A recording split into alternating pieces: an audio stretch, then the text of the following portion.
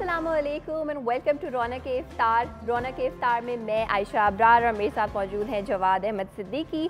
और दूसरा अशरा हो चुका है शुरू, जो कि है मग़फ़िरत का अशरा।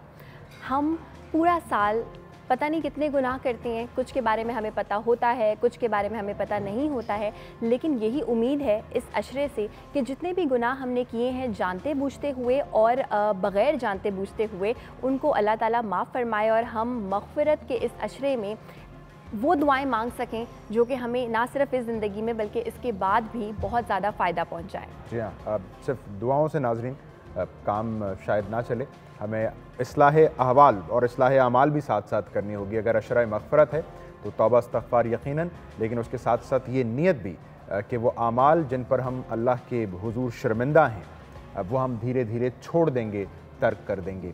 आज आयशा खुसूसन मैं इस हवाले से चाह रहा था कि हम ट्रांसमिशन के आगाज़ पर ये बात भी करें कि हमारे यहाँ ट्रैफिक एक्सीडेंट्स ये अब हमें रोज़मर्रा ज़िंदगी का मामूल इस तरह बनते दिखाई देते हैं कि हमें ट्रैफिक एक्सीडेंट की खबर सुनाई देती है और हम उस पर कोई तबसरा भी नहीं करते हैं। बिल्कुल, इतनी आदत हो चुकी है, आदत हो चुकी है, इतनी मामूल की खबर बन चुकी है।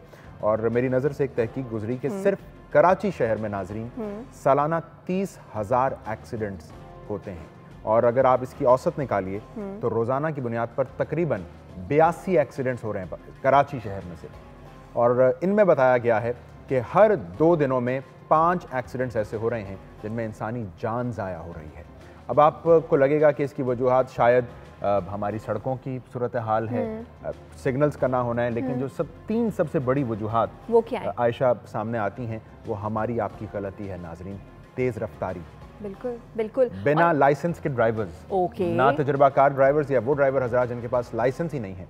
और तीसरी वजह जो कि सबसे मैं समझता हूँ अहम है और उतनी ही हमारी उस पर तवज्जो कम है आयशा, कि हमने गाड़ी ओवरटेक करना है लेकिन हम सिग्नल नहीं देंगे। आपकी गाड़ी की टेल लाइट्स काम नहीं करेंगी। आप बाइक चलाते हैं, आपकी बाइक की टेल लाइट ख़राब है, अंधेरे में आने वाली गाड़ी आप उसको दिखाई नहीं देते हैं। एब्सोल्युटली। हेलमेट का इस्तेमाल कीजिए, मोबाइल का इस्तेमाल दौरान ट्रैफिक नाजरीन तर्क कीजिए। इंसानी जान का मामला है, अपनी जान बचाइए, जो दूसरे लोग सड़क पर चल रहे हैं उनकी जान बचाइए। बिल्कुल, हम पाकिस्तान की सड़कों के बारे में हमेशा ये बात करते रहते हैं, सड़कें बनती नहीं हैं, स्पीड ब्रेकर्स बहुत ज़्यादा हैं, खड्डे बहुत ज़्यादा हैं। अगर देखा जाए तो ऐसे सिनेरियो में एक्सीडेंट्स कम होने चाहिए क्योंकि गाड़ी की रफ्तार ज़्यादा बढ़ ही नहीं सकती। लेकिन ये एक बहुत ज़रूरी चीज़ है कि अगर आप किसी को सिर्फ इसलिए ओवरटेक करना चाहते हैं कि आप 2 मिनट पहले पहुँच जाएँ, 5 मिनट पहले पहुँच जाएँ, तो आप ज़रा इसका मवाजना भी कर सकते हैं कि आपको कहीं जल्दी पहुँचना है या आपको कहीं भी पहुँचना ही नहीं है और आपको कहीं और ही पहुँचना है। देर से पहुँचना खुदा न खास्ता ना पहुँचने से बेहतर है। बिल्कुल, एब्सोल्युटली।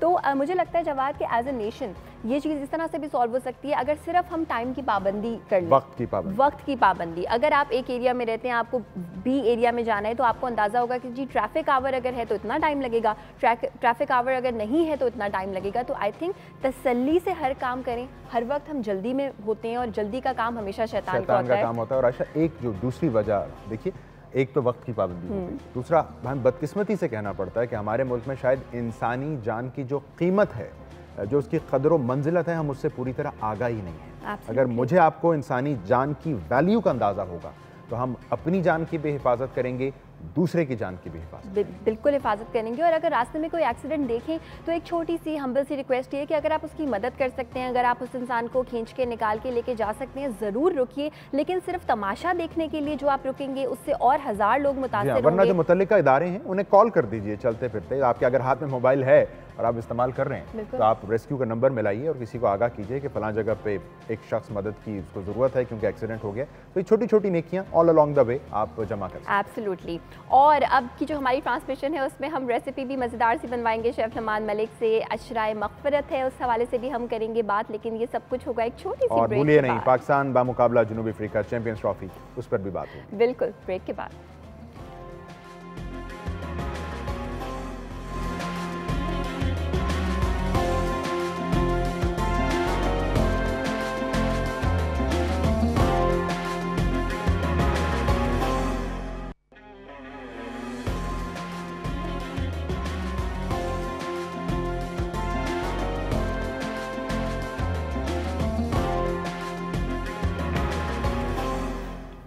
जी जनाब, वेलकम बैक। आप देख रहे हैं रौनक इफ्तार। रौनक इफ्तार में इस वक्त जो काम होता है वो हम इफ्तार में एंजॉय कर रहे होते हैं और आई एम श्योर आपके लिए भी बहुत सारे आइडियाज़ लेके आते हैं शेफ़ लमान मलिक। मज़ेदार सी एक चीज़ बनाएंगे आज शेफ़, तो क्या बना रहे हैं आज आप और कैसे हैं आप? आज हम बना रहे हैं रेनबो सैलेड। रेनबो सैलेड मतलब रंग बिरंगी सैलेड। हमारे पास जिसके इंग्रेडिएंट्स हम यूज़ करेंगे उसके अंदर हमारे पास मुख्तलिफ कलर के अज्जा होंगे, जैसे सेब हो गया हरे कलर का, रेड कलर का, हमारे पास गाजर हो गई, हमारे पास किडनी बीन्स हो गए, हमारे पास आपके ब्लैक करंट्स हो गए, बहुत सारी चीज़ें यूज़ करेंगे। अच्छा, रेनबो सैलेड शेफ़ लमान बना रहे हैं, आप लोग हमें कॉल भी कर सकते हैं और कॉल करके आप कोई फरमाइश करना चाहते हैं तो बिल्कुल कर सकते हैं। और इसके साथ साथ अगर आप जीतना चाहते हैं फैट बर्गर की तरफ से वाउचर्स, तो उसके लिए हमारे एक आसान से सवाल का एज ए ऑलवेज से आसान सा जवाब आपको देना पड़ेगा और उसके बाद आप जीत सकते हैं सवाल मैं करूँ वाउचर्स। सवाल आप बिल्कुल कर सकते हैं। सवाल आज का ये है कि आपने ये बताना है कि रेनबो को उर्दू में क्या कहते हैं। ठीक है, हमें तो पता चला ब्रेक में ही, मतलब ये जो ब्रेक अभी हुई थी हमें पता चला उसमें,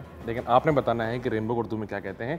दूसरी चीज़ है कि जवाद बहुत टेंस लग रहे हैं, क्या मसला है? यार आज मैच ऐसा है ना लमान, अब क्या करें, इम्पॉर्टेंट भी है सर्वाइवल के लिए और एक खिलाड़ी हमने चूंकि आज जल्दी आउट कर दिया साउथ अफ्रीका का, तो अब उम्मीद बहुत बढ़ गई। वैसे मुझे बड़ा अफसोस हो रहा है, बताऊं मैं आपको, हाशिम अमला चूंकि मेरे फेवरेट बैट्समैन है और आज पहली दफ़ा मुझे अफसोस हो रहा है कि उनके आउट होने वाले। अच्छा। आज मेरा ख्याल है आप अफसोस के साथ जी लीजिए, आज पाकिस्तान को जीतने दीजिए। चलें जी, अच्छी बात है ये। हाशिम आमला उनकी तो विकेट बहुत हमेशा ही crucial अच्छा थी। खेलते हैं, तभी उनकी 50 की एवरेज है। बिल्कुल। हमारी टीम ऐसा कभी कभी करती है। सही कह रही है, सही कह रही है, बिल्कुल सही कह रहे हैं। अच्छा जी, रेनबो सैलेड का काम भी यहाँ पे करते हैं हम हम स्टार्ट। काम करते हैं। सबसे पहले बता दूं कि हमारे पास हम 2 किस्म के सेब यूज़ कर रहे हैं। हमारे ठीक है। पास एक सेब है लाल वाला, ठीक है, एक सेब है हरा वाला।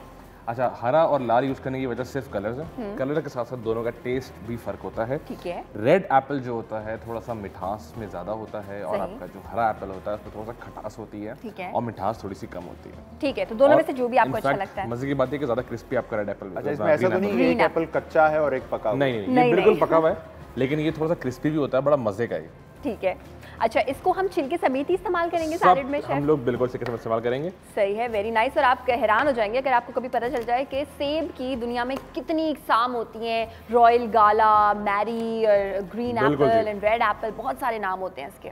ग्रैनी स्मिथ एक नाम होता है। अच्छा, यहाँ पे हम जो है वो सेब को काट रहे हैं, बीज इसके निकाल रहे हैं। इसके अलावा हम इस सैलेड में जो ड्रेसिंग बनाएंगे उसमें हम डालडा कुकिंग ऑयल भी करेंगे इस्तेमाल। और कॉलर हमारे साथ हैं। हेलो, अस्सलाम वालेकुम। वालेकुम अस्सलाम, कैसी हैं आयशा? बिल्कुल ठीक ठाक सर, कौन बात कर रहे हैं? या बात कर रहा हूँ जी, इंटेलेक्चुअल कॉलर हमारे, क्या कहना चाहेंगे? तो काइंड ऑफ यू, आप मुझे इतना ऑनर देती हैं, लेकिन आपका प्रोग्राम भी वाकई बड़ा प्रोडक्टिव होता है और बड़ा इंफॉर्मेटिव भी होता है। जबरदस्त। और एप्पल के बारे में कहूँगा, an apple a day keep the doctor away. तो एब्सोल्युटली। ये यकीनन ये बात है, एप्पल, अल्लाह का शुक्र है हमारे मुल्क में एप्पल भी होता है, हर चीज होती है। और salad is very energetic I think. तो आप लोग ऐसी डिशें बनाते हैं, यकीनन उससे हमें फायदा पहुंचता है। और मैं आपके सवाल का भी जवाब देना चाहूंगा आयशा। जी बिल्कुल, रेनबो को कौसो कजा कहते हैं मेरे ख्याल क्या में। बात है, ठीक क्या है, बात सही है जी, बहुत बहुत शुक्रिया आपके जवाब का। और आखिर में हम अनाउंस भी करेंगे कि फैट बर्गर के वाउचर्स जाते हैं किसको। और यहाँ पे जो एप्पल्स हैं वो भी कट रहे हैं, बीज निकाल दिए हैं छिलके के साथ। अच्छा शेफ, और हम इसको कर रहे हैं क्यूब कटिंग कर रहे हैं। यही शेप और क्या यही साइज बाकी चीज़ों का भी रखेंगे आप? हर चीज़ का साइज यही होगा। ठीक है, मैं दिखा देता हूँ दोबारा से आपको। मुझे लगता है बड़ी अच्छी चीज़ है फ्रूट सैलेड या फिर जो फ्रूट चाट हम खाते हैं, लेकिन उन्हीं चीज़ों को उसमें थोड़ी सी और चीज़ें मिला के एक डिफरेंट आप ब्लेंड इसका बना सकते हैं, डिफरेंट वैरायटी आप कर सकते हैं अपनी अफ्तार की टेबल पे। बिल्कुल जी। ठीक है, इस तरह से 4 में डिवाइड किया, 8 में, और इसके अच्छे से हमने बड़े बड़े से क्यूब्स काट क्यूब्स लिए कर रहे हैं। हैं। ठीक, आप चाहें तो आप इसके छोटे छोटे क्यूब्स भी कर सकते हैं। सही है। वो आपके ऊपर डिपेंड करता है कि आपको किस तरीके से खाने में पसंद है। जवाद, आप इतने खामोश हो गए हैं, मुझे लग रहा है मैच हम अभी से हार रहे हैं क्या मैच? एक तो मैं इंतजार कर रहा हूँ कि आपने सलाद तो बना ली, आज आप खाने में क्या बनाएंगे? खाने में अच्छी। जवाद आज थोड़ा सा चेंज करते हैं। ये रोजाना ऑयल खा के जो है ना, मैं सही बता रहा हूँ, आप मोटे हो जाएंगे डीप फ्राइड चीज़ें रमज़ान रोजाना के खा आखिर के। तक। और आप मोटे हो जाएंगे, तो ये चीज़ भी सही नहीं है। अच्छा, और अगर आप मोटे होने से बचना चाहते हैं तो फिर आप सैलेड खा लें, तो सैलेड खा लें या स्पोर्ट्स कर लें। बिल्कुल। स्पोर्ट्स भी कर लें। स्पोर्ट्स की बात नाज़रीन अगर हम आज करें, अब्दुल गफ्फार डॉन न्यूज़ के हेड ऑफ स्पोर्ट्स डेस्क हमारे साथ मौजूद हैं। अब्दुल गफ्फार, कैसे हैं आप? बिल्कुल ठीक अहम मैच और पाकिस्तान को एक अहम कामयाबी मिल चुकी है इसमें आगाज़ में।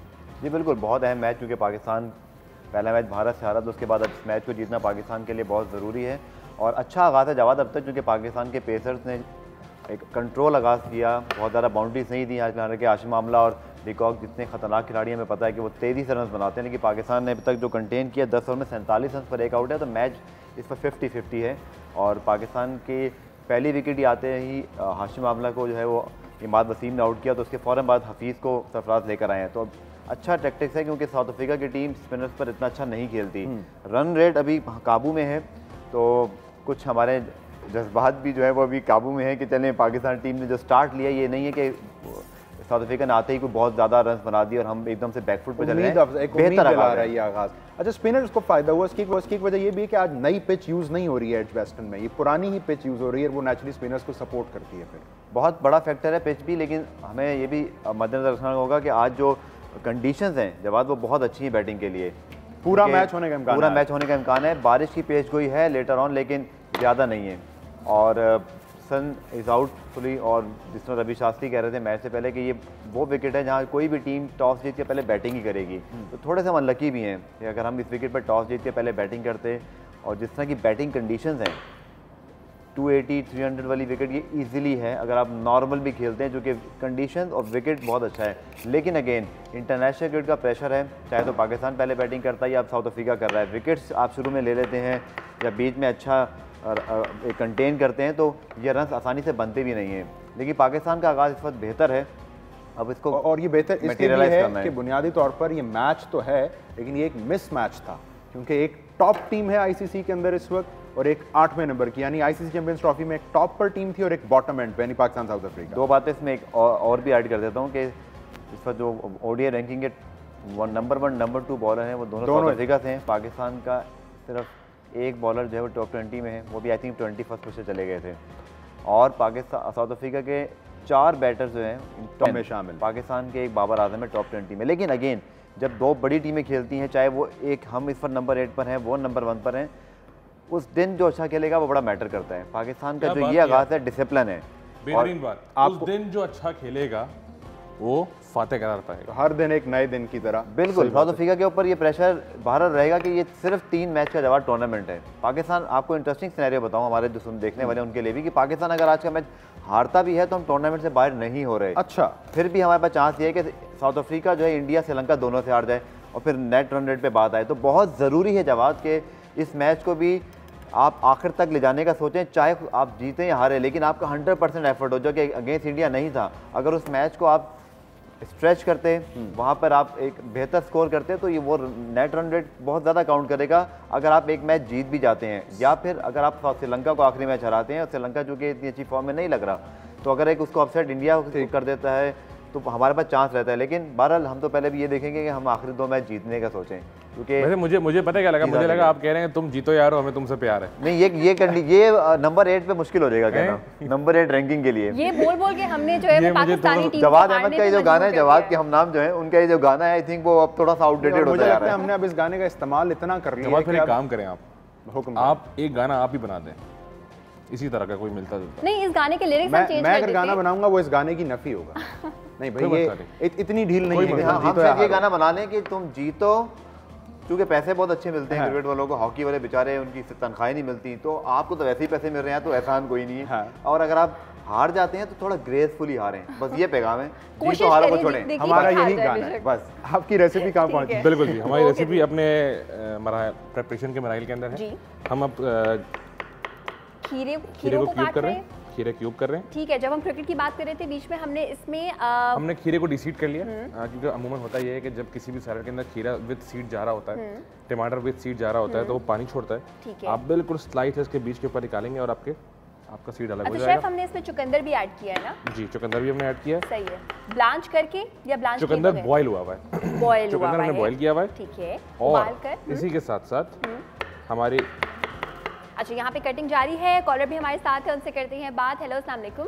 अस्सलाम वालेकुम जी, कौन है हमारे साथ? मिसेस तारिक, आप कैसी हैं? बिल्कुल ठीक ठाक। मिसेस तारिक कहाँ से बात कर रही हैं? कराची से बात कर रही हैं। आपको रमज़ान मुबारक का दूसरा अशरा बहुत बहुत मुबारक हो। आपको भी बहुत बहुत मुबारक हो। हमारे शेफ क्या बना रहे हैं? मैंने अभी अभी ट्यून किया है। शेफ बना रहे हैं हमारे रेनबो सैलेड। आप कोई फरमाइश करना चाहेंगी, हमारे सवाल का जवाब देना चाहेंगी? हाँ, सवाल आप बताएं।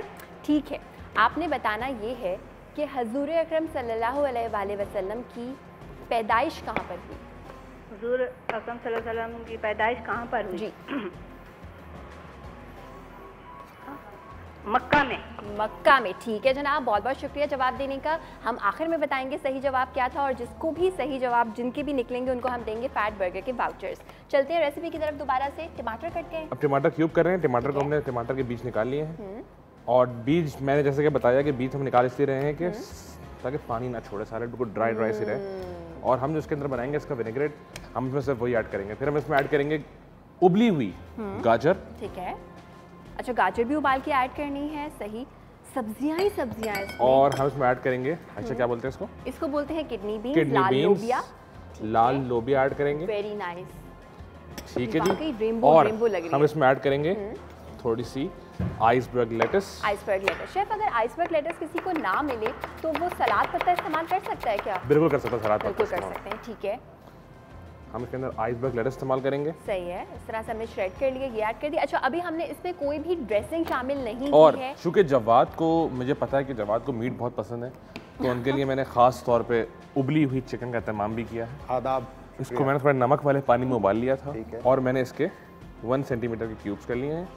और अच्छा जवाद को आपने ऐसे ही बदनाम कर दिया, हर इंसान को मुर्गी और नहीं, गोश्त और ये बदनाम नहीं सब- कर रहे, असल में लम्हान में मेरी अंडरस्टैंडिंग इतनी अच्छी हो जी, चुकी जी, है। बिल्कुल। हम दोनों जाने वाले भी हैं खास खाना खाने के दिन। बिल्कुल, और अब- हम इसमें अब ऐड करेंगे जी हमारे काले वाले अंगूर, यानी कि है। Black currant. और अच्छा अंगूर ऐड करेंगे अगर आप इसके बीज? चाहें तो आप अंगूर कोई से भी ऐड कर सकते हैं। ठीक है। अब हम आ रहे हैं इसकी ड्रेसिंग की तरफ। अच्छा ड्रेसिंग में क्या क्या शामिल करेंगे, ये बड़ी इंपॉर्टेंट चीज़ ड्रेसिंग है। सबसे इम्पोर्टेंट चीज़ है। बिल्कुल है। सबसे पहले लेमन जूस, नींबू का रस शामिल कर रहे हैं, ये अराउंड तकरीबन 2 लेमन है इसके अंदर। 2 आपके lemon, डालडा का ऑलिव ऑयल, ठीक है, ये हम इस्तेमाल कर देंगे भर के 1 खाने का चमचा।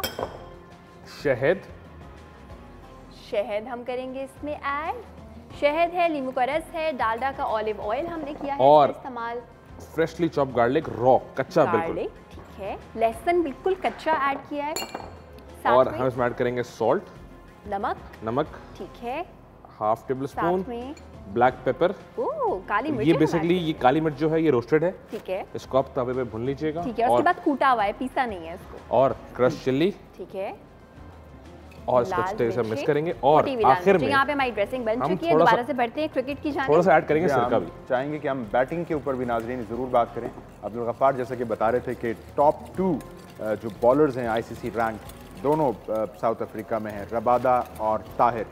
अब्दुल गफ्फार, तो पाकिस्तान के बल्लेबाजों का इम्तहान बिल्कुल, चूँकि जनूबी अफ्रीका का जो बॉलिंग अटैक है, स्पेशली पेस बॉलिंग, और हमें चेस भी करना है और अंडर लाइट्स करना है। ये आई थिंक वर्स्ट एवर एक हार्ट ब्रेक हो सकता है किसी पाकिस्तानी क्रिकेट फैन के लिए कि इतने बड़े टूर्नामेंट में अगर साउथ अफ्रीका बड़ा स्कोर कर लेती है और हम चेस भी कर रहे हैं और अंडर लाइट्स कर रहे हैं, अगेंस्ट साउथ अफ्रीका कर रहे हैं। लेकिन आई थिंक पाकिस्तान के लिए बहुत ज़रूरी है कि जो पहला हाफ है इस मैच का, आपने वहीं पर इस मैच को काबू कर ओपनर पे लेना है। मिकी आर्थर ने कहा था इंडिया से मैच किया कि हमें बड़ा यकीन और एतमाद है अपने ओपनिंग पेयर पर।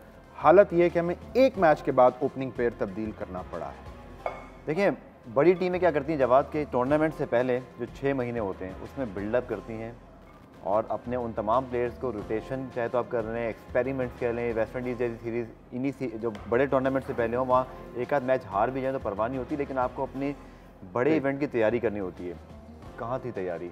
आपने अहमद शहजाद को पहले मैच के बाद ड्रॉप कर दिया। इट मीन्स कि इतने आप 3-4 महीने से उनको खिला रहे हैं, आप पर उनको इतना कॉन्फिडेंस नहीं था। जब आपको पता था कि अगर वो कंसिस्टेंट नहीं है तो फिर फ़खर जमान को आज अगर आप साउथ अफ्रीका के खिलाफ डेब्यू करा रहे हैं इतने बड़े मैच में, इमेजिन करें उन पर प्रेशर कितना होगा। आज हमें अगर एक अच्छी बात उम्मीद करनी है उसके बारे में, इंतहाई मुख्तसरन, किस खिलाड़ी से आज आपको तवक्को है कि यार कम से कम फलां आज उसमें कैपेसिटी है, पोटेंशियल है कि 50 तो कर सकता है पाकिस्तानी खिलाड़ी? Babar Azam, Babar Azam world class. Ghaffar, let's hope कि बाबर आजम क्या सब खिलाड़ी हमारे आज कम से कम निस्फ सेंचुरी को ज़रूर टच करें। एक मुख्तसर ब्रेक की जानिब नाज़रीन हम जा रहे हैं और अभी रेसिपी के बारे में लमान और आयशा ने हमें मज़ीद बताना है। तो रौनक इफ्तार का सिलसिला जारी, एक ब्रेक के बाद दोबारा हाजिर।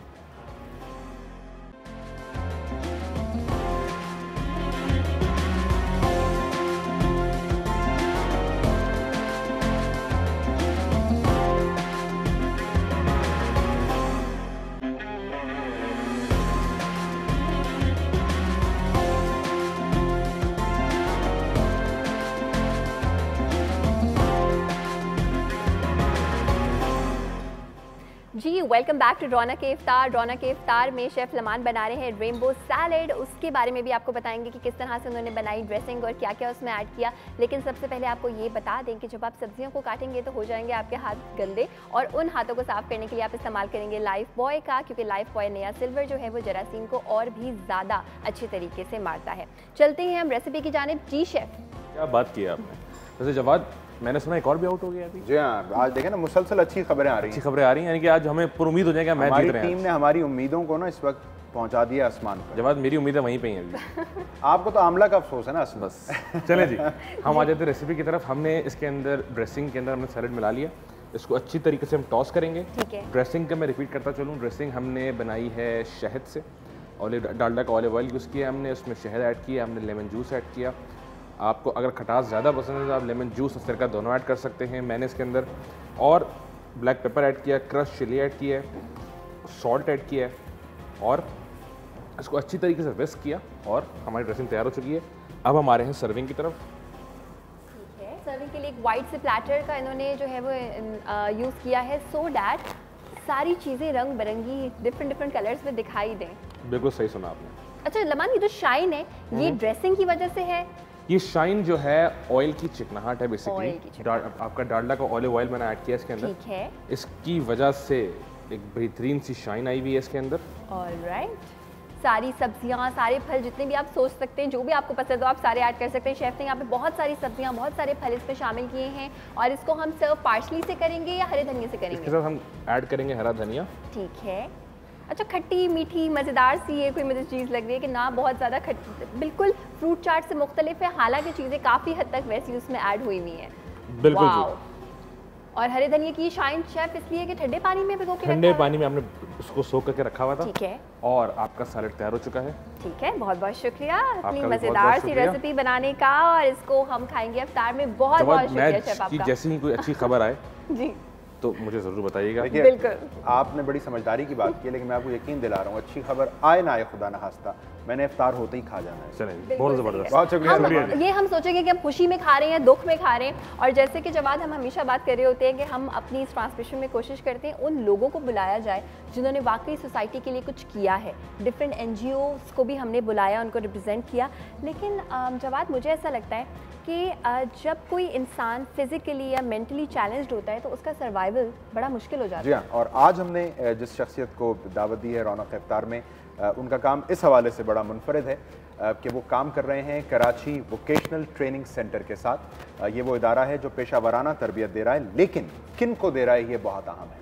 आप बतौर हेड कोच वाबस्ता हैं इस इदारे से, और आपकी जिम्मेदारी है पेशा वराना तरबियत देना उन अफराद को जिनकी जहनी इस्तेदाद या अक़ली तौर पर वो किसी माजूरी का शिकार हैं। आप उनको अब मुख्तलिफ गुर सिखा रहे हैं। इसमें तिजारत हो सकती है, नौकरी है, रोज़गार आपने किस तरह आप हासिल कर सकते हैं, उसमें क्या कुछ कर सकते हैं। यानी बुनियादी तौर पर जहनी तौर पर माजूर अफराद को खुद कफ़ालत की जानिब ले जाना, ये आपकी ज़िम्मेदारियों में से हैं। आपको हम मिलवाते हैं, हमारे साथ मौजूद हैं आमिर शहाब साहब। आमिर साहब, अस्सलाम वालेकुम, बहुत शुक्रिया आपका। तो आगाज़ हम यहाँ से करते हैं कि सबसे पहले KVTC Karachi vocational training centre, अब इसके पीछे सोच क्या है? बेसिकली जैसे आपने बताया कि हमारी सोसाइटी में जो इंटेलेक्चुअली चैलेंज बच्चे होते हैं, जिनको सीखने और समझने की सलाहियत कुछ आम लोगों से कुछ कम होती, उनके लिए बहुत ज़्यादा मौक़े रोज़गार के हवाले से नहीं हैं उनके पास। और KVTC बुनियादी तौर पर 25 साल हो गए इस इंस्टीट्यूट को काम करते हुए, और तकरीबन ओवर 500 ट्रेनीज़ हमारे ऐसे हैं जो गेनफुल एम्प्लॉयमेंट पे हैं, अल्लाह का शुक्र है। यानी यहाँ से निकलने के बाद यहाँ से ग्रेजुएट होने के बाद माशरे में एक आम नॉर्मल शहरी के तौर पर एक कामयाब ज़िंदगी गुजार रहे हैं। ये क्रेडिट KVTC को जाता है कि इस सोच को पिछले 25 सालों से हम गलत साबित करने की कोशिश कर रहे हैं कि इंटेलेक्चुअली चैलेंज बच्चे they are good for nothing. ऐसा नहीं है। और आपने जिस तरह आज इस प्लेटफॉर्म पे मौका दिया तो वो तमाम पेरेंट्स, वो तमाम लोग जिनके सराउंडिंग में, उनके घर में, पड़ोस में, फ्रेंड्स के पास अगर उनको लगे कि कोई ऐसा बच्चा है जिसको थोड़ी सी एक्स्ट्रा हेल्प से एक ख़ास तरीक़ेकार, मतलब देखिए इंटेलेक्चुअली चैलेंज बच्चों में सीखने की सलाहियत ऐसा नहीं है कि नहीं होती है, लेकिन एक ख़ास इन्वायरमेंट चाहिए होता है, एक स्पेशलाइज्ड फील्ड है जिसके तहत जब प्रोसेस से गुजरते हैं तो जैसे मैंने बताया कि 500 ट्रेनिंग्स जॉब कर रहे हैं, काम कर रहे हैं, चाहे वो एकेडेमिया हो, चाहे वो उनके वोकेशनल ट्रेनिंग के मुख्तलिफ एस्पेक्ट्स हो, carpentry, block printing, screen printing, zari work. हमारे पास वर्चुअल सिमुलेटर्स मौजूद हैं जिसके थ्रू हम बच्चों को रीइंफोर्स करते हैं, ट्रेनिंग करते हैं। तो बहुत सारे मौके ऐसे हैं कि वो नॉर्मल लाइफ की तरफ आ सकते हैं। ज़रूरत इस बात की है कि हम फैसला करते हैं या नहीं करते। सबसे पहले तो फिर हमें आप ये भी बताइए ना कि इंटेलेक्चुअली चैलेंज्ड कौन कौन से बच्चे शुमार होंगे, उनको क्या वालिदैन को फौरी तौर पर अंदाज़ा हो सकता है खुदा ना उनका बच्चा इंटेलेक्चुअली चैलेंज्ड है? जी देखिए, नॉर्मली होता ये है कि यहाँ पर वालिदैन को सब पता चलता है जब एक सर्टेन टाइम गुजर चुका होता है। स्कूल में बच्चा कोप अप नहीं कर पा रहा, मार्क्स कम आ रहे हैं, फिर भी वो कोशिश में लगे रहते हैं कि किसी भी सूरत ये चल पड़े, मैट्रिक कर ले, इंटर कर ले।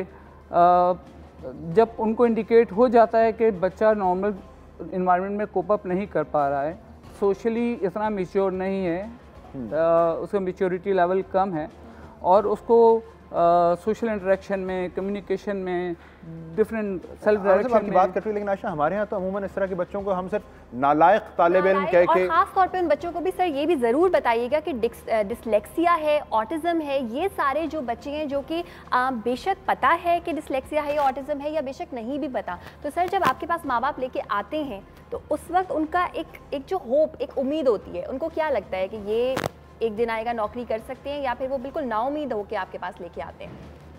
देखिए, ये दोनों फैक्टर्स हैं। वैसे कुछ पेरेंट्स ऐसे आते हैं ज़रूर जो कि इस बात को एक्सेप्ट कर चुके होते हैं कि हाँ ये प्रॉब्लम है, let's face it. How to face this ना, जब मैंने बताया कि कराची में अबाउट 40+ स्कूल्स हैं जो इंटेलेक्चुअली चैलेंज और स्पेशल बच्चों के लिए काम कर रहे हैं। उसमें कुछ इंस्टीट्यूट्स हैं ऑटिज़म के लिए काम कर रहे हैं। KVTC के पास ऑटिस्टिक यूनिट पर मौजूद है। हम बहुत एडवांस मेथड इस्तेमाल करते हुए ऑटिस्टिक बच्चों को ट्रेन कर रहे हैं, उनके सोशल स्किल्स, उनके health and safety, legend work, इन तमाम चीज़ों को डेवलप कर रहे हैं। तो जो पेरेंट्स आते हैं वो अपने माइंड में एक बच्चे का एक स्केच बना चुके होते हैं। जैसे आपने कहा कि नारायक है जी, टीवी तो वो 2 घंटा देख लेगा, किताब वो 15 मिनट नहीं पढ़ता।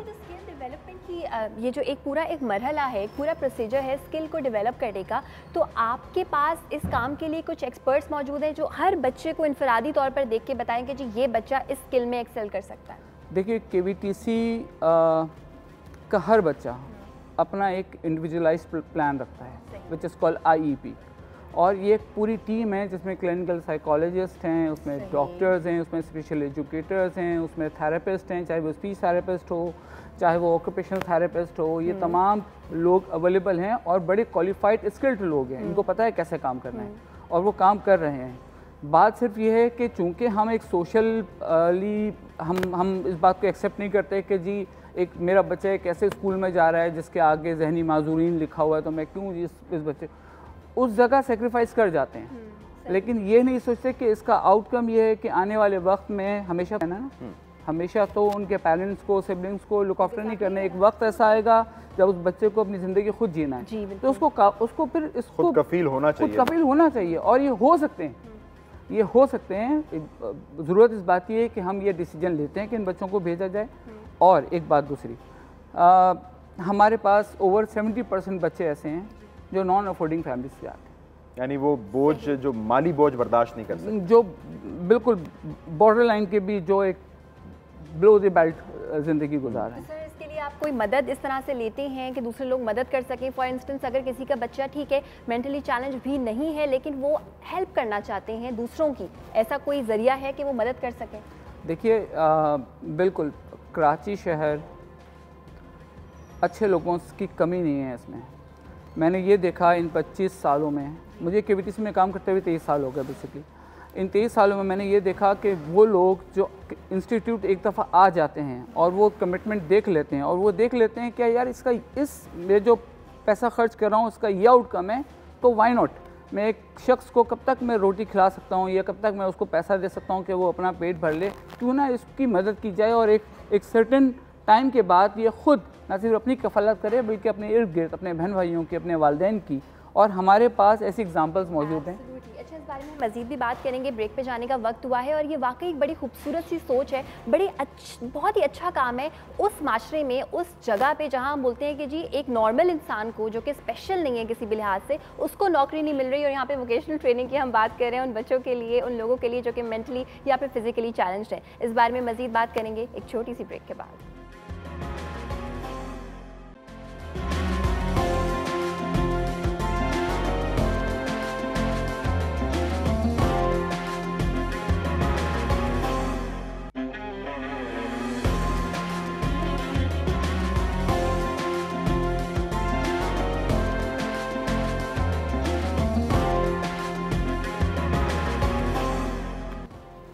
डॉन न्यूज़ पर रौनक इफ्तार में आपको एक बार फिर खुशामदीद। आज KVTC Karachi vocational training centre के हेड कोच आमिर शहाब साहब हमारे साथ मौजूद हैं, हम उनसे बात कर रहे हैं। तो आमिर साहब, आप ये जहनी और अक़ली एतबार से माजूर अफराद की ट्रेनिंग, पेशावराना ट्रेनिंग के लिए काम कर रहे हैं, आपने दीगर इदारों के साथ मिलकर भी कोई इनिशिएटिव लिया है?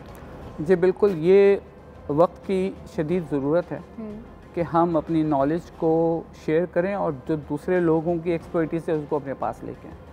इस हवाले से KVTC ने रिसेंटली एबिलिटीज़ एक्सपो ऑर्गेनाइज़ किया, जो कि government of Sindh special education department के साथ मिलके हमारी एक एफ़र्ट थी, और अल्हम्दुलिल्लाह आज तक इतनी कामयाब एफर्ट मैंने ख़ास तौर पे स्पेशल लोगों के एतबार से नहीं देखी। अच्छा, इसका नाम गौर करने वाली चीज़ है, abilities expo, not disabilities, because sir I think आपके हम विजन से देखें तो अगर आप ये देखते वो बच्चे या वो लोग क्या क्या करने के काबिल हैं, और आप ये नहीं देखते कि वो क्या क्या करने के काबिल नहीं है। मे बी बिल्कुल ठीक बात है। देखिए, हमारा जो स्लोगन है वो है कि डिसेबल्स आर डिफरेंटली एबल।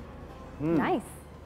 और ये हकीकत भी है, ये हकीकत भी है। बस सिर्फ ये है कि जो हमारा माइंडसेट है, जो हमारी सोसाइटी की अवेयरनेस के हवाले से, वो अगर ये बात समझ जाए तो शायद सब कुछ बहुत स्ट्रीमलाइन आसान हो जाए। तो एबिलिटीज़ एक्सपो में हमारी कोशिश ये थी कि कराची के तमाम, और ना सिर्फ कराची बल्कि अंदरून सिंध के कुछ इदारे जो कि माजूर अफराद के लिए किसी न किसी तौर पर काम करें, चाहे वो NGOs हों, चाहे वो स्कूल्स हों, चाहे वो ऑर्गेनाइजेशंस हों, उनको अंडर वन रूफ लेके आएँ। और आप यकीन करें, तकरीबन विटनेस किया 45,000 लोगों ने इस एबिलिटीज़ एक्सपो को उस दिन।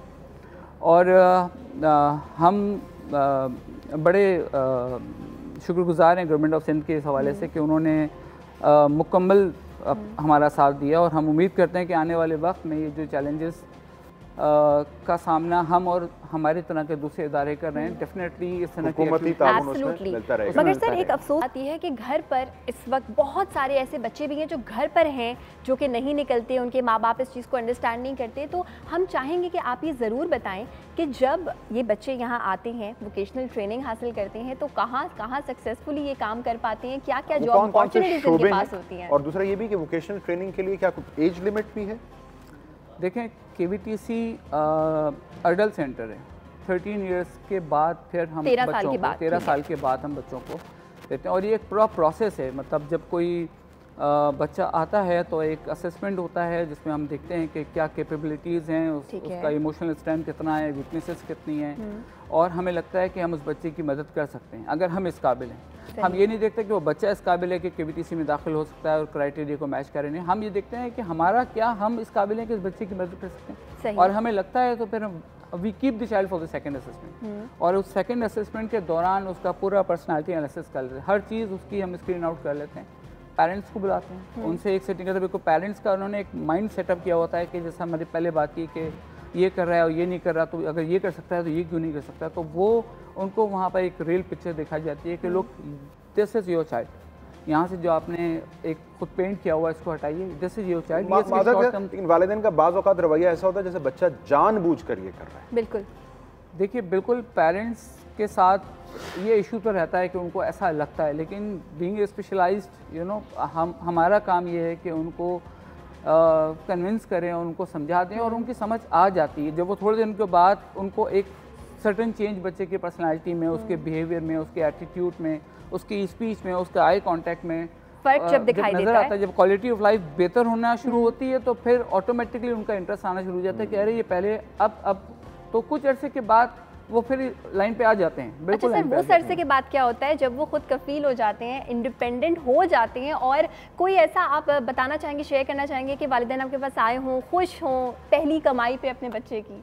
देखें, अगर मैं इस को सोचने बैठ जाऊं कि ऐसे कितने मराहिल हैं, तो बेशुमार पेरेंट्स ऐसे हैं अल्हम्दुलिल्लाह, बेशुमार पेरेंट्स ऐसे हैं और बेशुमार बच्चे ऐसे हैं जो बहुत मल्टीनेशनल कंपनीज़ में बड़ी रिस्पॉन्सिबिलिटी के साथ अपने काम अंजाम दे रहे हैं। हमारा ना सिर्फ ये कि हम जॉब प्लेसमेंट पे काम करते हैं, हम फॉलो अप सर्विसेज देते हैं। एक कंप्लीट पैकेज है। ना सिर्फ ये कि बच्चे को ट्रेनिंग दी जाती है, उसकी काउंसलिंग की जाती है, अगर उसको ड्रग थेरेपी की ज़रूरत है तो वो फराहम की जाती है। इसके अलावा उसके लिए एक ऐसी जगह जो उसकी एबिलिटीज़ के हिसाब से, उसकी सलाहियतों के हिसाब से सूट करती है, वो जगह उसको जॉब के लिए वो ढूंढी जाती है। अब सर हमें ये भी बताइए, हमने वो आगाही के हवाले से बात की, अब ये तो गलत नहीं है कि पाकिस्तान में ये जो आपने जिस तरह कहा ना, मुख्तलिफ तरीके से काबिल शख्सियात के हवाले से हमारे माशरे में बहुत ज़्यादा सहूलियात नहीं है। अब चाहे वो सफरी सहूलियात हों, किसी शॉपिंग मॉल में जाने के हवाले से हो, इस हवाले से आप क्या तवज्जो दिलाना चाहेंगे ज़िम्मेदारान की, हुकूमती शख्सियात की या आवाम की? हमारी तवज्जो किस तरफ होनी चाहिए? देखिए, जितनी भी डेवलपिंग कंट्रीज़ हैं उनके लिए जो राइट्स हैं वो इक्वल हैं। सही। हमारे यहाँ झगड़ा ही राइट्स का है। हमारे यहाँ ना सिर्फ निगलेक्ट किया जाता है बल्कि बुरी तरह निगलेक्ट किया जाता है। बिल्कुल बिल्कुल। हमारे कुछ स्टूडेंट्स ऐसे हैं जो कि दे आर कम्प्लीटली लाइक शायद मुझसे और आपसे बेहतर कुछ चीज़ों पे काम कर सकते हैं, लेकिन चूँकि सोसाइटी का माइंडसेट और जो एक्सेसिबिलिटीज़ हैं मुख्तलिफ जगहों पर, वो उसकी रिक्वायरमेंट्स को पूरा नहीं करते। इस वजह से वो शायद वो माशरे में हिस्सा नहीं डाल पाते, वो मुकाम हासिल नहीं कर पाता जो शायद अगर वो किसी और जगह हो तो प्रॉब्लम। सर लास्ट मिनट है हमारे पास, जाते जाते कोई मैसेज देना चाहेंगे? जी, मैं सिर्फ ये मैसेज देना चाहूँगा कि हमारे इर्द गिर्द ना कुछ बुरा हो रहा है। अगर किसी को अच्छा देखना है तो KVTC आ जाए, और अगर कुछ अच्छा करना है तो इन बच्चों के लिए जो कि आने वाले वक्त में अपनी ज़िंदगी को बहुत बेहतर तौर पे गुजार सकते हैं, इनको हेल्प करें। सर हमारी दुआएं, हमारी सपोर्ट बिल्कुल आपके साथ है। आप बहुत बहुत नेक काम कर रहे हैं ऐसी जगह पे जहां हम लिटरली फिजिकली चैलेंज लोगों को, मेंटली चैलेंज लोगों को प्यार से देखते तक नहीं है कुछ और आमिर साहब जैसी शख्सियात उन लोगों को माशरे का अमलन हिस्सा बना रहे हैं, उनको इंडिपेंडेंट जिंदगी गुजारने का एक मौका फराहम करें। आमिर साहब से बहुत शुक्रिया, बहुत बहुत शुक्रिया सर आपका। थैंक यू जी। यहाँ पे हमारे पास टाइम है एक छोटे से वक्फे पे जाने का, और जब हम वक्फे से वापस आएंगे तो उस वक्त फिर हम बात करेंगे मग़फ़िरत के अशरे के बारे में। जी, और इस ब्रेक के दौरान लाहौर और इस्लामाबाद में बसने वाले अपने मकामी वक्त के मुताबिक रोज़ा भी इफ्तार करेंगे। हम इस मुख्तसर ब्रेक के बाद आपकी खिदमत में फिर हाजिर होंगे।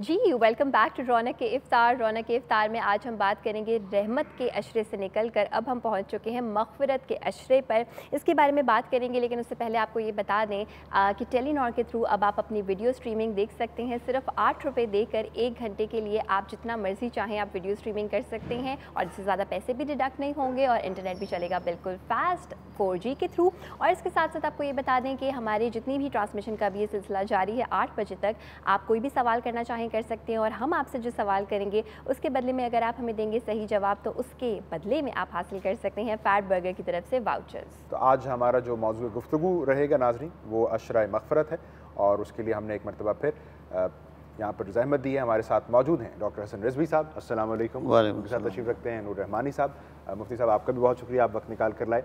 आप बेहतर होगा मौजू से मुतल्लिक सवालात कीजिए जब आप कॉल करते हैं, लेकिन ये पाबंदी नहीं है, आप किसी मौजू से मुतल्लिक सवाल करना चाहें तो मुफ्ती साहब रिजवी साहब हमारे साथ मौजूद हैं, हम उनसे रहनुमाई लेंगे।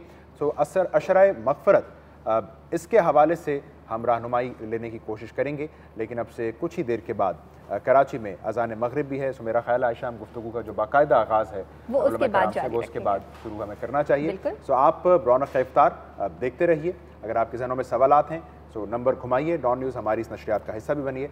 हम इफ्तारी के बाद आपकी खिदमत में हाजिर होते हैं।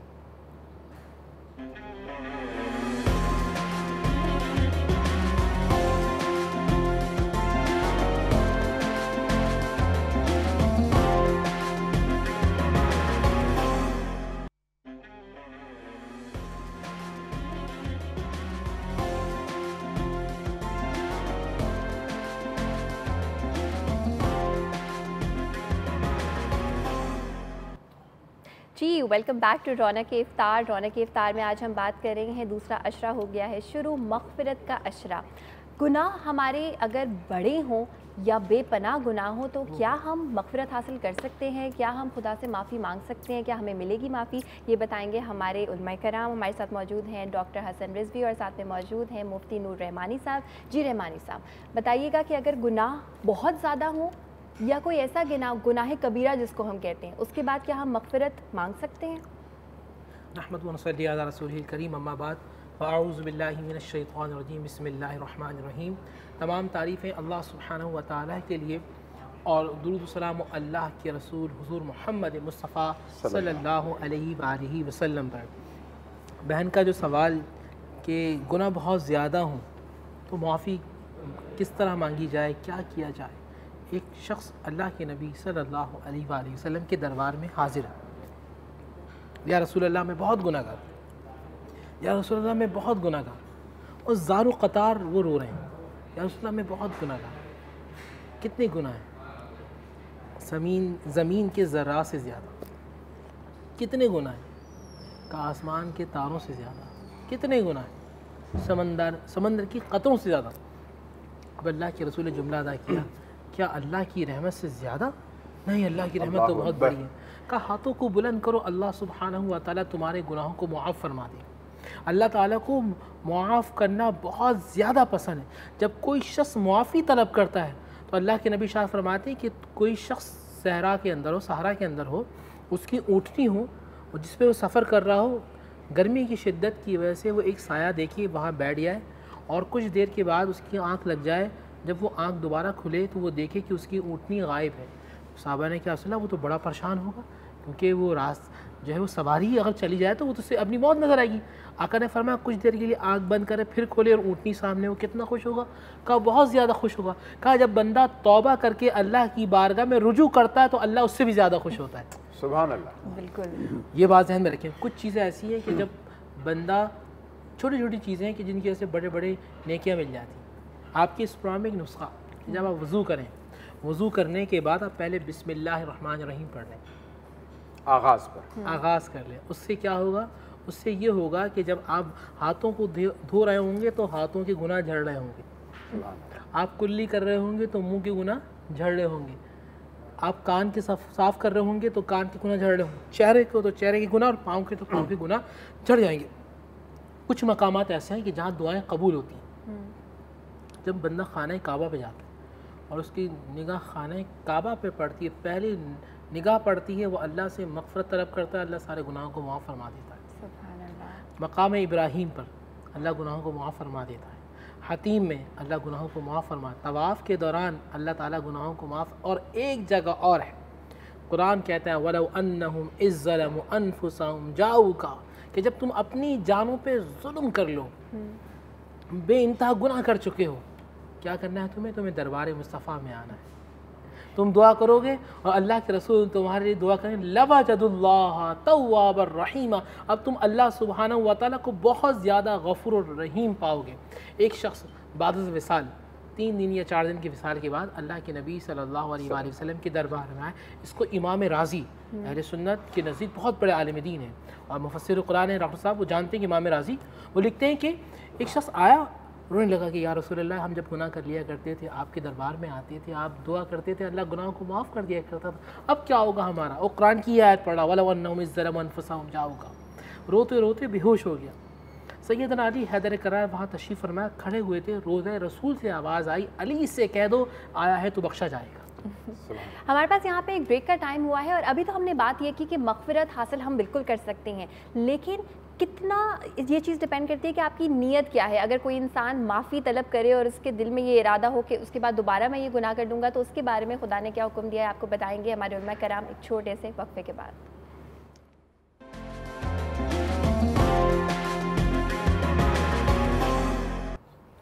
रौनक इफ्तार में नाज़रीन आपको खुशामदीद कहते हैं। अशराए मग़फ़िरत की मुनासबत से हम इस्तग़फ़ार और मग़फ़िरत के मौजू पर आज बात कर रहे हैं। रिज़वी साहब, ब्रेक से पहले हम जो बात कर रहे थे कि अपने गुनाहों की तादाद और मिक़दार से परेशान होना, तो अगर किसी शख्स को ये एहसास है कि मेरे गुनाह बहुत ज़्यादा हैं, तो ये भी तो तौफ़ीक़ के तहत ही है, उसको अल्लाह ताला ने एहसास ज़िंदा रखा है। बहुत बड़ी बात है ये।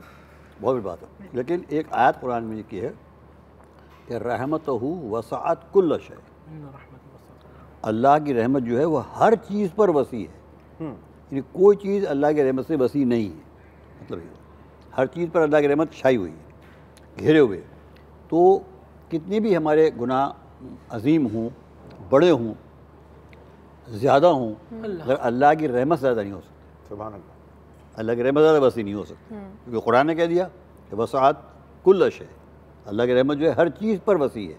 हर चीज़ तो फिर गुनाह भी शामिल हो गए। तो मकसद ये हुआ कि अल्लाह के लिए मुश्किल नहीं है, कोई काम भी मुश्किल नहीं। अलबत्ता कमी जो होती है वहाँ तरफ से होती है, वहाँ से नहीं होती। हम तो माइल व करम हैं, कोई साइल ही नहीं। वो तो तैयार है माफ़ करने के लिए। बकौल मुद्दा बनाया कि वो तो पसंद करता है। तव्वाब, कुरान में कहा है, अपने को कहा है तव्वाब, गफ़्फ़ार। तव्वाब कहते हैं बहुत ज़्यादा तौबा कबूल करने वाले को, गफ़्फ़ार कहते हैं बहुत ज़्यादा माफ़ करने वाले को। तो जो बहुत ज़्यादा माफ़ करने वाला हो, जो बहुत ज़्यादा तौबा कबूल करने वाला हो, उसके बाद क्या मसला है मेरे गुनाहों को माफ़ करना। लेकिन हाँ, पहली बात तो ये है कि इस्तिग़फ़ार की हकीकत क्या है, इस्तिग़फ़ार के मानी क्या है, मफ़हूम क्या है। तो हुज़ूर ने फरमाया, हदीस शरीफ है, फरमाया कि अल इस्तिग़फ़ार है या नज़्म। इस्तिग़फ़ार क्या है? शर्मिंदगी, दिल से, जो आपको दिल से महसूस हो, शर्मिंदगी, शर्मिंदगी। ये है असल चीज़, एहसास निज़ामत कि मैं अपने गुनाहों को याद करूँ अपने दिल के अंदर। किसी से कहने की ज़रूरत नहीं, जैसे हमारे ईसाई भाइयों में होता है कि प्रीस्ट से जाके कहें अपने गुनाहों को, प्रीस्ट से कहें, हाँ कन्फेशन, तो फिर वो प्रीस्ट माफ़ कराएगा। हमारे यहाँ कोई ऐसा वो नहीं है। आप अपने दिल में अल्लाह को खिताब करें डायरेक्ट, और हाँ ज़रूर पढ़ें शुरू में। उसके बाद आप कहें कि बारे रहा मैं गुनाहगार हूँ, मैंने ये गुनाह किया है, मैं मानता हूँ, मैंने ये गुनाह किया तस्लीम करता हूँ, मैंने ये गुनाह किए हैं। और शर्मिंदगी के साथ, एहसास निजामत के साथ, बहुत जैसे कि इंसान किसी की गलती करने के बाद किसी से माफ़ी मांगता है, उस अंदाज के साथ जैसे आप माफ़ी तलबगार हैं और मानते हैं अपने गुनाह। सबसे बड़ी बात है मानना दिल से महसूस करना। अल्लाह से कोई ट्रिक नहीं कर सकता। मैं आपसे ट्रिक कर सकता हूँ, क्यों कर सकता हूँ ट्रिक आपसे मैं? क्योंकि मेरा इल्म महदूद है, मैं देख नहीं सकता। आप मेरे दिल के हाल को नहीं जानते, आप मेरे दिल के हाल को नहीं जानते। आप तो फ़कत मेरी ज़बान को सुन रहे हैं बस। अल्लाह तो वो तो हमारे दिल के हाल को जानता है। उससे क्या आप तरकीबबाजी करेंगे, चालबाजी करेंगे? वहाँ कोई चालबाजी का इंजाम नहीं है। वहाँ आदमी साफ साफ अपने गुनाहों का इतराफ़ करे कि मालिक मैं गुनाहगार हूँ, मैं 101% जिम्मेदार हूँ अपने गुनाहों। अच्छा रिजवी साहब, अगर आपने किसी का दिल दुखाया हो और उस इंसान से माफ़ी ना मांग पाए हो, शायद इसलिए कि वो दुनिया में नहीं रहा, या फिर आप उससे माफ़ी मांग नहीं सकते और आपने खुदा से माफ़ी मांगी और आप दिल से इस्तिग़फ़ार करते हैं, तो इस सिनेरियो में क्या हमारी मग़फ़िरत हो पाएगी? अल्लाह से आप ये दुआ करें कि अल्लाह मैंने जो ये गलतियाँ की हैं तो तू मुझे माफ़ कर दे और उसको इतना अता फरमा अपनी नेमतों में से कि उसका दिल राज़ी हो जाए मुझे माफ़ करने के लिए। इसमें कोई मसला नहीं है। फर्ज़मान मैंने अगर आपके 100 रुपये खाए हैं और मुफ्ती साहब आपको 5 रुपये दे दें उसके बदले में, तो आप तो माफ़ कर ही देंगे खुद ब खुद। वही वाली बात है कि जब अल्लाह की नेमतें उसको देगा मेरी दुआ की वजह से, तो वो माफ़ कर देगा। तो लिहाजा अगर ऐसा है कि इंसान नहीं पहुँच सकता वहाँ तक, उससे माफ़ी नहीं। और दूसरी बात, उसके लिए दुआ करे इंसान, उसके लिए दुआ, उसकी मग़फ़िरत के लिए दुआ करे, उसकी रहमत तरक्की के लिए दुआ करे, तो ये भी उसको फ़ायदा पहुँचाएगा। तो इस तरीके से भी अल्लाह ने, देखिए अल्लाह हमें जहन्नम भेजना नहीं चाहता, क्योंकि अल खल्क़ु अयालुल्लाह, हुज़ूर की इरशाद है, मखलूक अल्लाह की अयाल है, फैमिली है। कौन पसंद करेगा कि जो अपने बच्चे को आग में फेंक दे? कोई पसंद कर सकता है? कोई तसव्वुर नहीं कर सकता। बात क्या है, हम खुद जो है कुछ न कुछ उसकी तरफ मायल हों और कुछ न कुछ हम ये कहें। है तो ज़रा सा कुछ वो सिंधी ज़बान का अंदाज़ है। तो शाह भटाई साहब का शेर है कि जब मैं पहुँचा अल्लाह के यहाँ, या करीम या करीम या करीम कहता हुआ, या गफ़्फ़ार कहता हुआ पहुँचा, तो अल्लाह ने कहा हाँ मैं तो करीम हूँ, मैं तो गफ़्फ़ार हूँ, तो तू भी कुछ लाया है कि नहीं लाया? वाह, तूने क्या किया? वो एहसास कहाँ है, वो आमाल कहाँ है? मुफ्ती साहब इस पर ज़रा वज़ाहत फरमाएँ। ये जो हुकूकुल इबाद का मामला है, हम किसी की हक़ तलफ़ी करें, किसी के बारे में दिल में बुग़्ज़ रखें और अल्लाह के हुज़ूर एहसास से नदामत रखें, ये कैसा फ़ॉर्मूला है? बिस्मिल्लाहिर्रहमानिर्रहीम।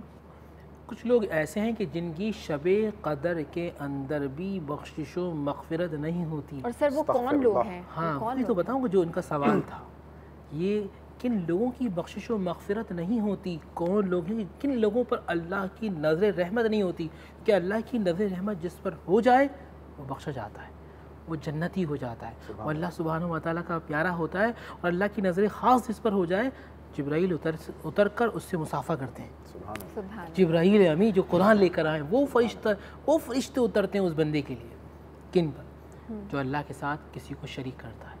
अब ये पहली बात थी। अब अगली बात सुनिए, वो जो वालिदैन का नाफरमान, वालिदैन की नाफरमान की बख्शिश व मग़फ़िरत नहीं है, वो हालत सजदा में रहे पूरी रात और पूरा दिन क़याम करे, फिर सजदे में जाए, फिर क़याम करे, जब तक वो अपने वालिदैन से मुआफ़ी तलब नहीं करेगा, अल्लाह उसकी बख्शिश व मग़फ़िरत नहीं करेगा। अच्छा रहमानी साहब, वालिदैन का दिल बड़ा जो है वो पत्थर का बिल्कुल भी नहीं होता है, वो फ़ौरन माफ़ कर देती हैं। अगर वो पूरी ज़िंदगी बहुत ज़्यादा नाफरमान रहा है और वालिदैन ने उसको माफ़ कर दिया है, तो क्या खुदा भी माफ़ कर देगा? जी बिल्कुल ऐसा ही है। मैंने आपसे अर्ज़ किया ना कि अगर वालिदैन ने माफ़ कर दिया, 3 दुआएँ ऐसी हैं कि जो रद्द नहीं होती।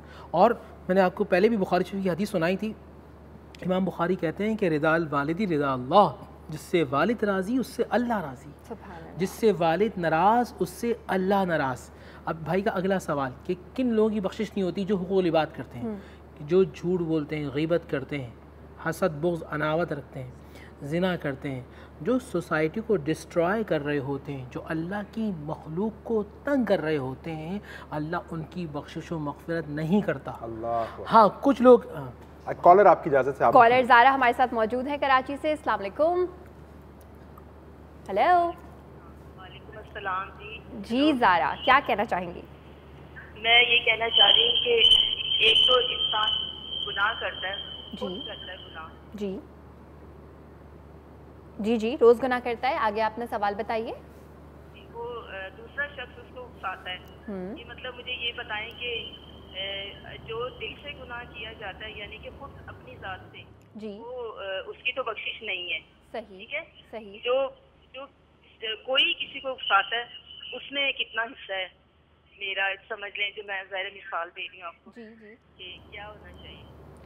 ठीक है, बहुत बहुत शुक्रिया सर। जितना मैं समझ पाई हूँ, जितना हम आप समझ ही पाए रहनुमाई कर पाएंगे। वो कह रही है कि एक मजबूरी अगर आपकी ऐसी है, बिलफर्ज आपको कोई हुक्म ऐसा है, बॉस हो सकता है, गुनाह करना पड़ रहा है, आप जानते हैं कि उकसाया ये जा गुनाह रहा है, अगर आपको गलत काम पर आप उसको बाय चॉइस नहीं कर रहे हैं, अब आप ही इसकी कोई मुमकिन शक्ल हमारे सामने पेश कर सकते हैं। कुछ चीज़ें ऐसी हैं कि अगर वो शरीयत के खिलाफ कोई शख्स काम कर रहा है तो आप क्यों काम कर रहे हैं, आप उसको छोड़ दें। सर उन्होंने कहा अगर मजबूरी हो और मजबूरी के तहत कोई गुनाह करना पड़ जाए और आपको उस वक्त भी पता हो कि ये चीज़ गलत है, तो बाद में किसी के रोजगार के मसाइल ऐसे हो सकते हैं।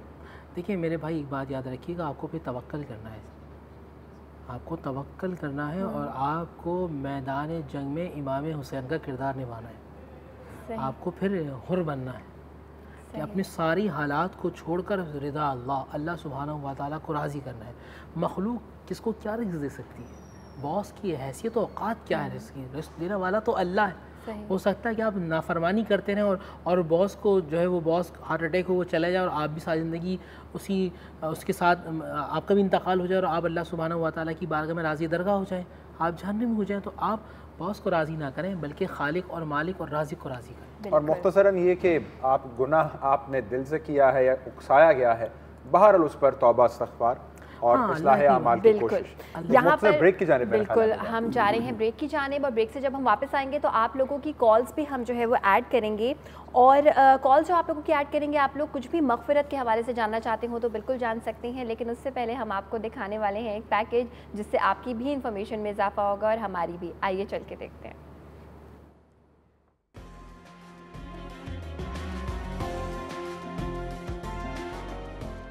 सुरमा जहाँ हुजूर अकरम सल्लल्लाहु अलैहि वसल्लम की सुन्नत है, वहाँ इसके दुनियावी फ़वाइद भी बहुत हैं। सुरमा आँखों की चमक दमक का जरिया है। सुरमा आला दर्जे का दफ़ा ताफ़ुन है, यानी antiseptic.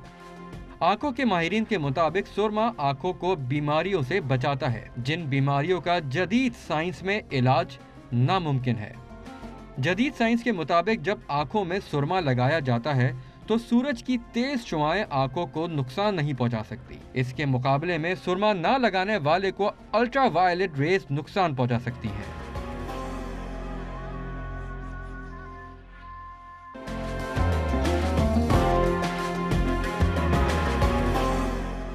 Ji, welcome back to रौनक के इफ्तार। बात हम कर रहे हैं मग़फ़िरत के अशरे के बारे में। मग़फ़िरत के बारे में हमें बताया गया कि बहुत सारे गुनाह करने के बाद अगर हम दिल से माफ़ी मांगे तो मिल सकती है, लेकिन फिर भी सर ऐसी कोई शराइत है रिजवी साहब कि ये सारी कंडीशंस पूरी हों तब मग़फ़िरत मिल सकती है? या बिल्कुल शराइत हैं।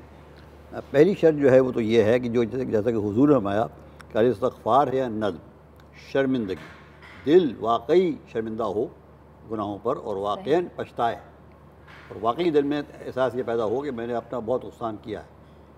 और उसके बाद दूसरा ये है कि अब आइंदा ये गुनाह नहीं करूँगा। सही। ये है तौबा। तौबा के मानी है लौटना। तौबा के मानी होते हैं लौटना। एक अगर मैं रास्ते में जा रहा हूँ, मुझे मैं एहसास हुआ कि तो गलत रास्ते में जा रहा हूँ मैं, तो मैं लौटता हूँ कभी सही रास्ता मालूम करूँ।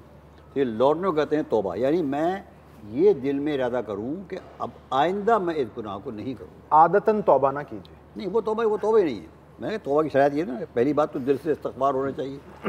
दूसरी बात ये होनी चाहिए कि आपके दिल में ये बात पैदा होनी चाहिए अल्लाह से, ये आप अहद करें ठीक है मैंने कर लिया, बहुत गलती की, बहुत शर्मिंदा हूँ, मगर मैं इंशाल्लाह आइंदा ये नहीं करूँगा। और आप मेरी मदद फरमाएं इस सिलसिले में।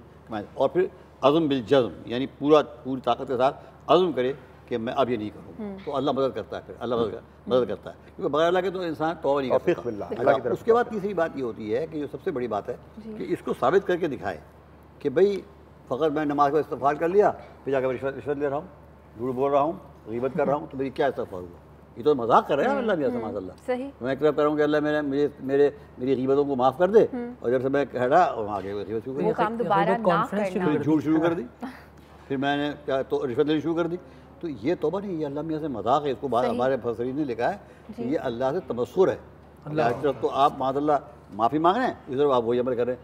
तो तौबा का मतलब ये है, तौबतुन नसूहा भी कहते हैं उसको, कि अब आप इसके बाद इस अमल को नहीं करेंगे। जिस पर आप माफ़ी मांगिए वो तो ना करें कम से कम। एक जुमला है कि जो भी काम करें, एक होता है इबादत, एक होता है आदत। दुआ मांगे बतौर इबादत, बतौर आदत नहीं, बतौर आदत नहीं। जो अभी जवाब ने भी एग्जैक्टली अभी यही कहा था। कॉलर हमारे साथ है, उनसे करते हैं बात। हेलो, अस्सलाम वालेकुम। वालेकुम सलाम। जी सर, कौन बात कर रहे हैं, कहाँ से? जी मुजीब बात कर रहा हूँ मोरो से। जी मुजीब साहब, क्या पूछना चाहेंगे उलमा कराम से? मैं ये पूछना चाहूँगा कि अल्लाह ताला के फ़र्ज के अलावा, यानी जो भी फ़र्ज हैं हम पे, जैसे नमाज, रोज़ा, ज़कात, उन फ़र्जों के अलावा अगर कोई ऐसा काम हो जिससे मग़फ़िरत हो जाए। ठीक है, बहुत बहुत शुक्रिया सर कॉल करने का। गालिबन वो ये कहना चाह रहे थे कि अब ये जो अभी हम बात कर रहे थे इस्तग़फ़ार करने की, कि अगर हम नमाज पढ़ें, रोज़ा भी रखें, सारे काम करें, उसके अलावा हम क्या करें? फ़राइज़ की अदायगी पूरी ना हो रही हो, उससे हट के फर्स्ट ऑफ ऑल तो आपकी नमाज है, वक़ीमुस्सलावात ज़कात, ठीक है ना। आपको नमाज की पाबंदी करना है, आपको ज़कात देनी है अगर आप साहिब इस्तात हैं, आप साहिब इस्तात हैं, आपको हज करना है। वातल माल अला हुब्बिही ज़िल क़ुरबा वल यतामा, आपको घर वालों को देखना है, रिश्तेदारों को देखना है। आपको एक बेहतरीन सोसाइटी का फ़र्द बनना है, और आप बेहतरीन सोसाइटी का फ़र्द बन गए, आप अल्लाह सुब्हानहू व तआला के नज़दीक मोहब्बत वाले और प्यार वाले बन जाएंगे। तो इसका मतलब तौबा इस्तग़फ़ार मशरूत है फ़राइज़ की अदायगी के साथ। हाँ बिल्कुल मशरूत है। ये सारी चीज़ें लाज़मी है, तो बड़ा गुनाह कर रहा है। कुछ चीज़ें ऐसी हैं जो देखिए जो हम बात कर रहे हैं वो हो रही हैं सगायर की। कबायर गुनाह ऐसे होते हैं कि जिसमें अल्लाह सुब्हानहू व तआला ख़ास दुआएं मांगी जाए, उस काम का जिस तरह डॉक्टर साहब फरमाते छोड़ा जाए। कुछ चीज़ें ऐसी हैं कि कुछ मकाम ऐसा है कि जहाँ बंदा जाता है अल्लाह सुब्हानहू व तआला सगायर और कबायर दोनों को मुआफ़ फरमा देता है। वो है मैदान अरफ़ात। मैदान अरफ़ात में, हाँ, रुकन आज़म। जब वहाँ बंदा जाता है तो इन हदीस शरीफ में आता है, नबी इस्लाम ने दुआ की, अल्लाह मेरी उम्मत को माफ़ फरमा दे। और ज़ारो कतार होने लगी आपसे, अल्लाह मेरी उम्मत को माफ़ फरमा दे। जिब्रील अमीन आए, कहा अल्लाह के रसूल, अल्लाह ताला शाह फरमाता है ज़ालिमों के अलावा अल्लाह सबको माफ़ फरमा देगा। फिर आप मुज़ल्फ़ा में गए, मुज़ल्फ़ा में आप गए और फिर आप ज़ारो कतार होने लगे। जब आप ज़ारो कतार रोने लगे, अल्लाह से दुआएं मांगने लगे, ऐ अल्लाह मेरी उम्मत को बख्श दे, ऐ अल्लाह मेरी उम्मत को बख्श दे। आज उम्मत सिर्फ अपने आप को याद कर रही होती है, मगर कुर्बान जाइए मुस्तफ़ा जाने रहमत पर कि आप जब गए, अब अल्लाह के पास भी गए तो वहाँ भी रब्बी हबली उम्मती, अब मैदान अराफात में आए जब भी रब्बी हबली उम्मती, मुज़ल्फ़ा में आए अब यहाँ दुआ की, ऐ अल्लाह ज़ालिमों को भी बख्श दे, जो मेरी उम्मत में होंगे, जो नादान होंगे। अल्लाह ताला शाह फरमाया वाला सौफ़ युअति रब्बुका फ़तरदा, मुस्तफ़ा आप जो मांगेंगे अल्लाह सुब्हानहू व तआला आपको राज़ी फरमा देगा। फजीला साहिबा कराची से हमारे साथ मौजूद हैं। जी अस्सलाम वालेकुम। वालेकुम अस्सलाम, क्या हाल है? जी अल्लाह का बड़ा बिल्कुल ठीक ठाक। क्या पूछना आपको, चाहेंगे? आपकी पूरी टीम को मग़फ़िरत का अशरा बहुत बहुत मुबारक हो। आपको भी। और मैं आपसे, आपके मौलाना साहब से ये सवाल करना चाहूँगी कि मग़फ़िरत का अशरा है, इसके बाद आएगा जहन्नम से निजात का, तो इस पर ज़रा रोशनी डालिए। मग़फ़िरत का तो ये आ गया अशरा, फिर जहन्नम से निजात का जो है उसके ऊपर थोड़ा इस तरह से रोशनी डालें। मग़फ़िरत तो हो गई, ठीक, फिर जहन्नम से आज़ादी का भी आ रहा है अशरा, तो उस पर थोड़ा रोशनी डालें। और आज का कोई सवाल है आपका? जी सवाल हमारा बिल्कुल है, आप हमें सवाल का जवाब भी दे सकती हैं। ये बताइए कि हजूर अकरम सल्लल्लाहु अलैहि वसल्लम की पैदाइश कहाँ पर हुई? मक्का में हुई। ठीक है, बहुत बहुत शुक्रिया कॉल करने का। हम आपको बताएंगे जी, सही जवाब भी। वो ये फरमा रही कि ये तो अशरा मग़फ़िरत है और जो आने वाला अशरा है इंशाअल्लाह वो जहन्नुम की आग से आज़ादी का है। सो मग़फ़िरत के बाद भी जहन्नुम से आग की आज़ादी की ज़रूरत, इस पर इस हवाले से वो मग़फ़िरत तो है, ये माफ़ी मांगना, गुनाहों से पाक हो जाना, ये तो एक चीज़ है। लेकिन जो बड़े बड़े गुनाह, जैसे कि मुफ्ती साहब ने कहा ना, गुनाहान कबीरा, फिर वो रह जाते हैं बाकी, तो उनका जो है माफ़ होना जो है वो ये तीसरे अशरे में होता है कि अल्लाह उनको जो बिल्कुल जिन पर जहन्नम वाजिब हो चुकी है, फ़र्ज़ हो चुकी है, इस पर जहन्नम में जाना ही जाना है, उनको भी अल्लाह माफ़ कर। अल्लाह अकबर। ये है गोया कि इंतहाए रहमत, इंतहाए मग़फ़िरत, उसे आप इंतहाए मग़फ़िरत कहें कि यानी जिस आदमी को कोई हक़ ही नहीं पहुँचता था कि वो जहन्नम से बच सके, उसको भी अल्लाह ने, क्योंकि वो मालिक यौमुद्दीन है। देखिए, हम अल्लाह ने ये नहीं कहा कि मुझे कहो काज़ी यौमुद्दीन, होना चाहिए था कि काज़ी यौमुद्दीन, अल्लाह के फैसला करने वाला। काज़ी नहीं कहा अल्लाह ने, कहा मालिक यौमुद्दीन, मैं मालिक हूँ। काज़ी तो सिर्फ कानून के अंदर रहेगा, कानून से आगे नहीं बढ़ सकता वो। अगर कानून ने सज़ा लिख दी है तो उसको सज़ा देनी पड़ेगी। वो तो मालिक कुल है, मालिक है वो, मालिक चाहे तो माफ़ कर दे। तो ये है कि वो इंतहाई मग़फ़िरत है। आखिरी अशरा जो है कि जिन लोगों पर जहन्नम लिखी जा चुकी होती है उनको भी अल्लाह माफ़ कर देता है। आप 15 सेकंड में अगर इस पर रोशनी डाल सकें। ये है कि अल्लाह सुब्हानहू व तआला तौबा और इस्तिग़फ़ार कीजिए और जो गुनाह कर चुके उनको छोड़ दें और अपना ताल्लुक़ अल्लाह से मजबूत कर लें।